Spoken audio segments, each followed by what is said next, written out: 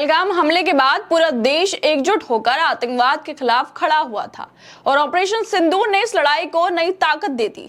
इस ऑपरेशन को देश भर से समर्थन मिला। मुस्लिम समुदाय ने भी बढ़ चढ़कर इसमें साथ दिया, ये दिखाते हुए कि आतंकवाद के खिलाफ जंग में धर्म की कोई दीवार नहीं होती। लेकिन अब वही ऑपरेशन सिंदूर सियासत का हथियार बन गया है। बीजेपी के आला कमान इस मुद्दे को लेकर चुनावी रैलियां करने लगे हैं और मुस्लिम समुदाय को ऑपरेशन सिंदूर का विरोधी करार देकर समाज में सियासी रोटियां सेक रही हैं।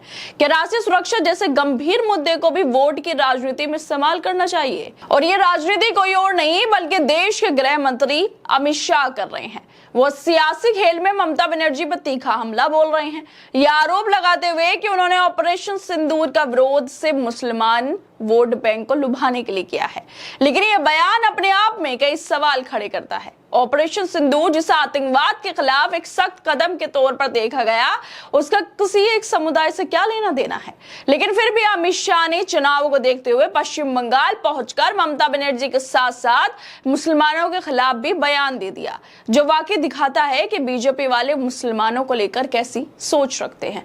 दरअसल कोलकाता में हाल ही में एक सभा को संबोधित करते हुए केंद्रीय गृह मंत्री अमित शाह ने पश्चिम बंगाल की मुख्यमंत्री ममता बनर्जी पर जमकर निशाना साधा। उन्होंने कहा, सबसे बड़ी बात मुस्लिम वोट बैंक को खुश करने के लिए ममता दीदी आपने ऑपरेशन सिंदूर का भी विरोध किया है। आखिरकार अमित शाह ये कहकर क्या जताना चाहते हैं कि ममता बनर्जी का ऑपरेशन सिंदूर विरोध से मुस्लिम समुदाय को खुश करने के लिए था?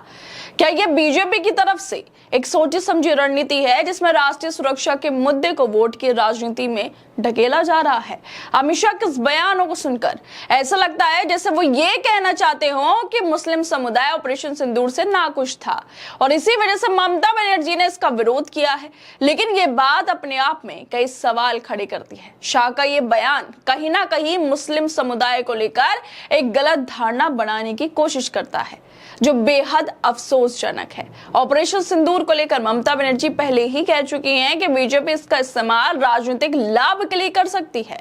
ऐसे में शाह का यह कहना कि ममता ने मुस्लिम वोट बैंक के लिए इसका विरोध किया, कहीं ना कहीं बीजेपी के खुद की मंशा पर सवाल खड़े करता है। अमित शाह के इस बयान को लेकर कांग्रेस नेता इमरान प्रतापगढ़ी भी अब ट्वीट करने लगे हैं। वो लिखते हैं कि जिस ऑपरेशन के बारे में कर्नल सोफिया कुरैशी ने पूरी दुनिया को ब्रीफिंग दी, जिस धरती पर खड़े होकर आप मुसलमानों के खिलाफ नफरती बातें कर रहे हैं, उसी बंगाल के बेटे पैरा 6 कमांडो झंटू अली शेख ने जान कुर्बान कर दी। अभी उसकी कब्र की मिट्टी भी नहीं सूखी। इसी ऑपरेशन के दौरान बिहार के छपरा के बेटे बीएसएफ इंस्पेक्टर मोहम्मद इम्तियाज ने जान दे दी। जिस ऑपरेशन के बारे में पूरी दुनिया के सामने भारत का पक्ष रखने के लिए भेजे गए प्रतिनिधिमंडल में दर्जन भर मुस्लिम सदस्य शामिल हैं। आप महज चुनावी वोट हासिल करने के लिए कह रहे हैं देश का मुसलमान ऑपरेशन सिंदूर के विरोध से खुश होगा। आपका यह बयान बेहद शर्मनाक है। आपको देश के मुसलमानों के खिलाफ इस तरह की भाषा इस्तेमाल करने के लिए देश से माफी मांगनी चाहिए। अब सवाल ये उठता है कि ऑपरेशन सिंदूर का विरोध किस मुस्लिम ने किया है? क्या अमित शाह मुसलमानों का नाम लेकर ऐसी राजनीति करेंगे? क्या इन्हें नहीं पता कि इसी ऑपरेशन के बीच दिलावर खान, झंटू अली शेख और बीएसएफ के सब इंस्पेक्टर मोहम्मद इम्तियाज शहीद हो गए? कर्नल सोफिया कुरैशी सेना का प्रमुख चेहरा बनी रही। क्या अमित शाह ने देखा था किसी मुसलमान को ऑपरेशन सिंदूर का विरोध करते हुए?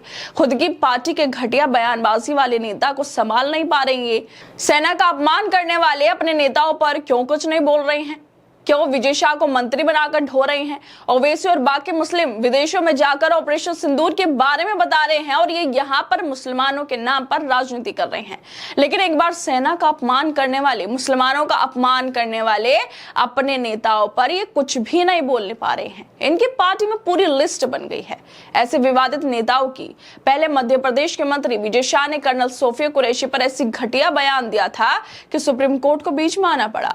शाह ने ऑपरेशन सिंदूर की नायिका को, देश की जाबाज बेटी को आतंकियों की बहन कह दिया था और विजय शाह के बाद तो पूरी की पूरी परंपरा चल पड़ी सेना का अपमान करने का, मुसलमानों को बदनाम करने का। इसके बाद मध्य प्रदेश के उप मुख्यमंत्री जगदीश देवड़ा ने कहा कि आज पूरा देश की सेना और हमारे सैनिक भी नरेंद्र मोदी के चरणों में नतमस्तक है।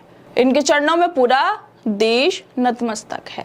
बताओ, नरेंद्र मोदी के चरणों में ये बोल रहे थे कि सेना और सैनिक नतमस्तक हो गए हैं। और उसके बाद कर्नाटक के BJP MLC N Ravi Kumar ने कलबुर्गी की डिप्टी कमिश्नर जो हैं और आईएएस अधिकारी फौजिया तरन्नुम को पाकिस्तानी बता दिया।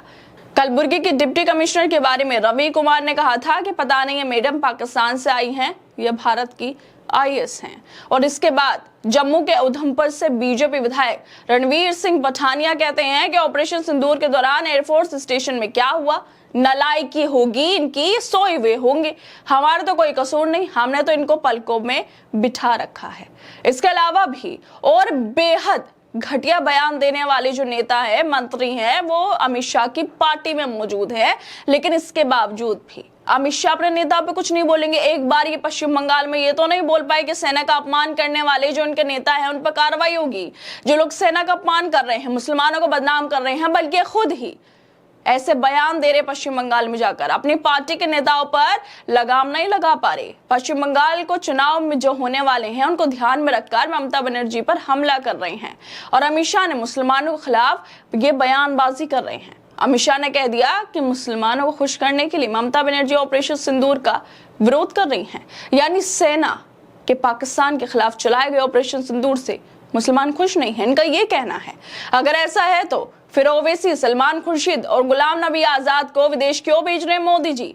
क्यों उनको नहीं रोका गया? ममता बनर्जी समेत सभी विपक्षी पार्टियों ने मोदी को आतंकवाद के खिलाफ कार्रवाई का पूरा समर्थन दिया। क्या बीजेपी और मोदी शाह को इस वक्त भी ऐसी राजनीति करनी चाहिए, जो बेहद अफसोस की बात है। खैर दोस्तों, आप लोगों को क्या लगता है कि जब तनाव का माहौल, जब देश में जो नेता हैं, जो पक्ष विपक्ष के नेता हैं, उनको विदेशों में भेजा जा रहा है ऑपरेशन सिंदूर के बारे में बताने के लिए, और उसी वक्त पश्चिम बंगाल में पहुंचकर चुनावों के लिए, वोट के लिए अमित शाह कह रहे हैं कि ममता दीदी सिर्फ और सिर्फ इसलिए ऑपरेशन सिंदूर का उन्होंने विरोध किया क्योंकि मुसलमानों का वोट बैंक चाहिए। क्या मुसलमान इस ऑपरेशन सिंदूर के खिलाफ है? क्या कहीं भी किसी भी एक मुसलमान ने यह बोला कि ऑपरेशन सिंदूर गलत हुआ? आखिरकार देश के गृह मंत्री होकर अमित शाह ऐसे बयान कैसे दे सकते हैं? वो कैसे मुसलमानों को ये बोल सकते हैं इनडायरेक्टली कि मुसलमान खिलाफ था ऑपरेशन सिंदूर के? ये वाकई अफसोस की बात है। आप लोगों को क्या लगता है इस वीडियो को लेकर? हमें अपनी राय जरूर दें और बाकी तमाम खबरों को देखने के लिए जुड़े रहिए हमारे साथ।